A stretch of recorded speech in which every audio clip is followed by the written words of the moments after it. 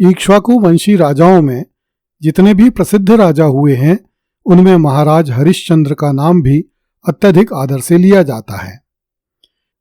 हिंदू धर्म में सत्य को ईश्वरीय गुण माना गया है। परमात्मा को सत्यवादी प्रिय होता है और असत्यवादी अप्रिय। भारतवर्ष में जब भी सत्यवादियों की चर्चा होती है तब इक्ष्वाकु वंशीय महाराज हरिश्चंद्र का नाम सबसे पहले लिया जाता है। महाराज हरिश्चंद्र उसी राजा सत्यव्रत के पुत्र थे जिन्हें भारतीय पौराणिक इतिहास में त्रिशंकु के नाम से जाना जाता है। राजा हरिश्चंद्र त्रेता युग में इक्ष्वाकु वंश के 9वें राजा थे। उनकी राजधानी अयोध्या थी। महाराज हरिश्चंद्र के बहुत काल तक कोई संतान नहीं हुई, अतः उन्होंने अपने कुल गुरु महर्षि वशिष्ठ के आदेश से वरुण देव की उपासना की। वरुण ने राजा को एक पुत्र होने का वरदान दिया। समय आने पर राजा हरिश्चंद्र की रानी तारामती ने एक पुत्र को जन्म दिया जिसका नाम रोहिताश्व रखा गया। कुछ ग्रंथों में रानी तारामती का नाम शैव्या भी मिलता है। राजा हरिश्चंद्र सत्य भाषण और वचन पालन के लिए प्रसिद्ध हुए। ऋषि विश्वामित्र ने भी राजा हरिश्चंद्र की प्रसिद्धि सुनी और उन्होंने राजा हरिश्चंद्र की परीक्षा लेने का निश्चय किया।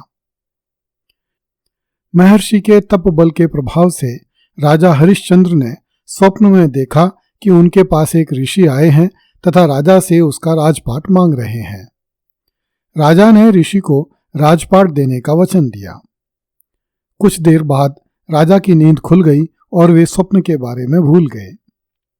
जब प्रातः हुई तो महर्षि विश्वामित्र राजा हरिश्चंद्र के महल में आए।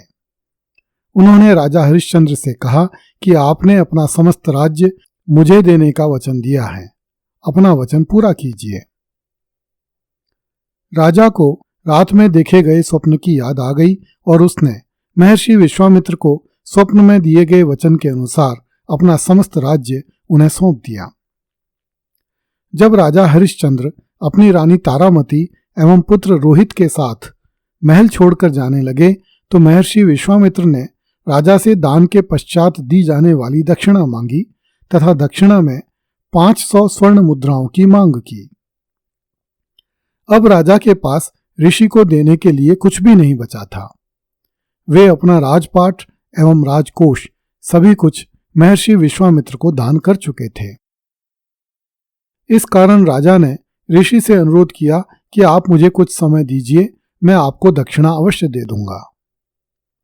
राजा अयोध्या छोड़कर काशी चला गया तथा उसने स्वयं को दास के रूप में बेचकर 500 स्वर्ण मुद्राएं प्राप्त करनी चाहिए, किंतु काशी में किसी ने भी राजा को दास के रूप में नहीं खरीदा। इस पर राजा हरिश्चंद्र ने अपनी रानी तारामती और पुत्र रोहित को बेचकर स्वर्ण मुद्राएं प्राप्त की, किंतु वे भी 500 नहीं हो पाईं। इस पर राजा हरिश्चंद्र ने स्वयं को काशी नगर से बाहर शमशान में निवास करने वाले एक डोम के हाथों बेच दिया।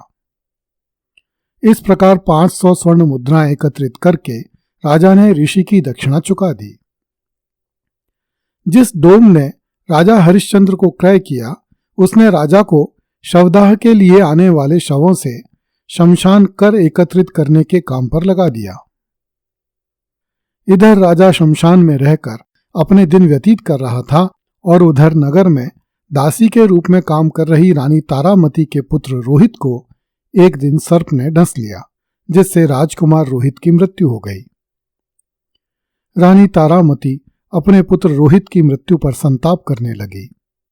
जब रात हो गई तब रानी अपने पुत्र के शव को लेकर शमशान पहुंची।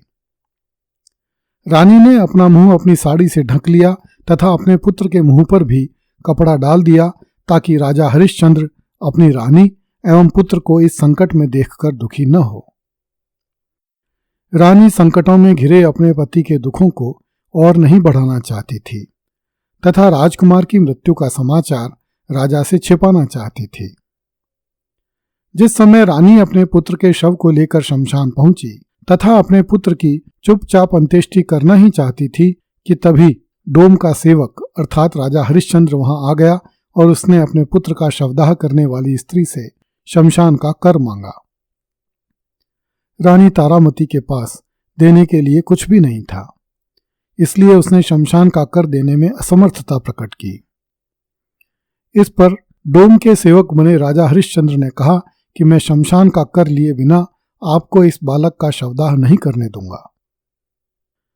इस पर रानी ने अपनी साड़ी का एक हिस्सा फाड़कर राजा को देना चाहा, किंतु उसी समय आकाश में बिजली चमकी तथा राजा हरिश्चंद्र ने अपनी पत्नी को पहचान लिया।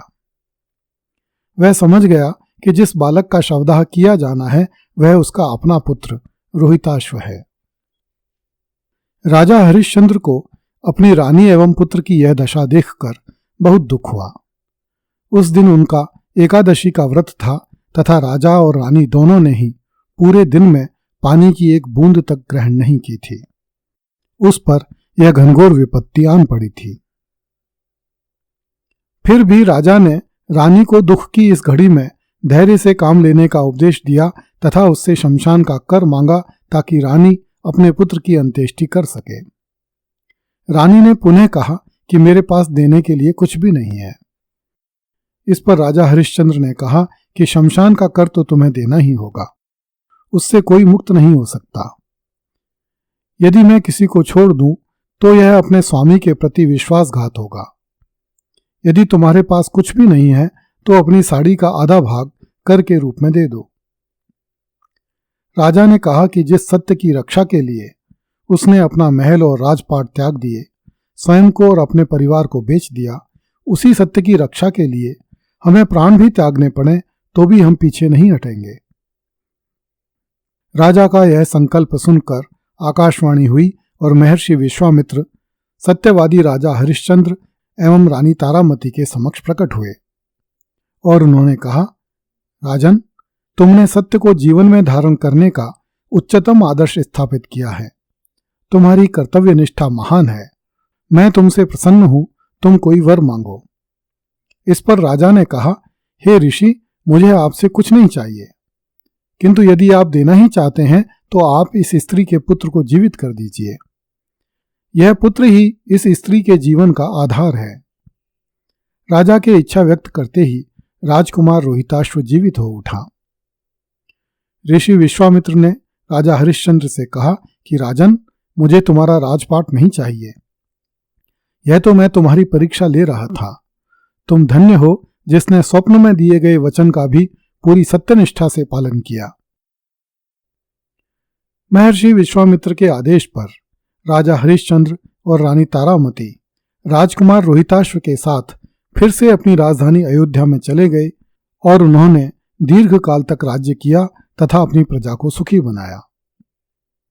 राजा हरिश्चंद्र के बारे में यह दोहा कहा जाता है, चंद्र टरे सूरज टरे, टरे जगत व्यवहार, पै दृढ़ वृत्त हरिश्चंद्र को, टरे न सत्य विचार।